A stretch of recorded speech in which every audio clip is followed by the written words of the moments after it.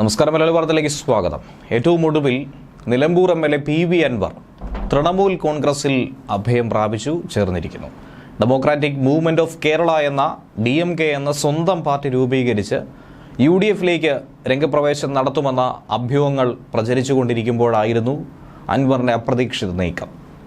UDFിൽ ചേക്കാറാനുള്ള എല്ലാവിധ നീക്കങ്ങളും ലക്ഷ്യം കാണാതെ പോയതോടെയാണ് TMCയിൽ ചേരാനായി കൊൽക്കത്തയിലേക്ക് അദ്ദേഹം എത്തിയത്.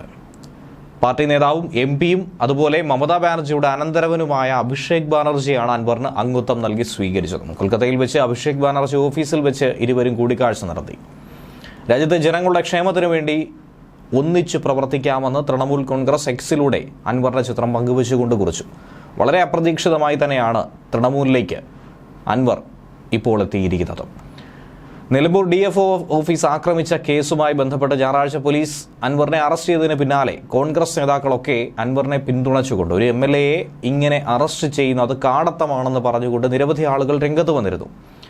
മുൻ പ്രതിപക്ഷ നേതാവ് രമേശ് ചെന്നിത്തല അടക്കം KPCC അധ്യക്ഷൻ K സുധാകരൻ, VD സതീശൻ തുടങ്ങിയവരൊക്കെ ഈ അറസ്റ്റിനെ അങ്ങേയറ്റം നിശ്ചിതമായി വിമർശിച്ചിരുന്നു.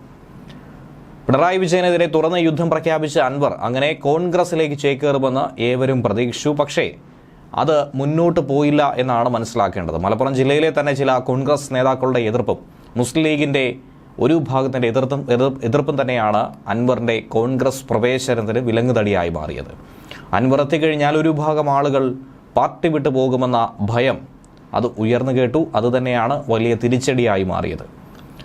കോൺഗ്രസ് നേതാക്കളെ നേരിട്ട് കണ്ട് കാര്യങ്ങൾ തീരുമാനത്തിലേക്ക് എത്തിക്കാം, ഒരു വഴിയൊരുക്കാമെന്ന് കരുതിയെങ്കിൽ പോലും അൻവറിന് ആരും തന്നെ സ്വാഗതം അരുളിയില്ല എന്ന് വേണം മനസ്സിലാക്കാൻ. അൻവറിനെ പിന്തുണച്ചത് സാധാരണ ഒരു MLA എന്ന നിലയിൽ മാത്രമാണ്, അല്ലാതെ MLA അറസ്റ്റ് ചെയ്ത രീതിയാണ് വിമർശിച്ചത്. ഒരിക്കലും അൻവറിനെ പിന്താങ്ങിയതല്ല എന്നുള്ള നിലപാട് കോൺഗ്രസ് നേതൃത്വം സ്വീകരിക്കുകയും ഏറ്റവും ഒടുവിൽ TMCയിലേക്ക് എത്തിച്ചേരുകയുമാണ് ചെയ്തിരിക്കുന്നത്.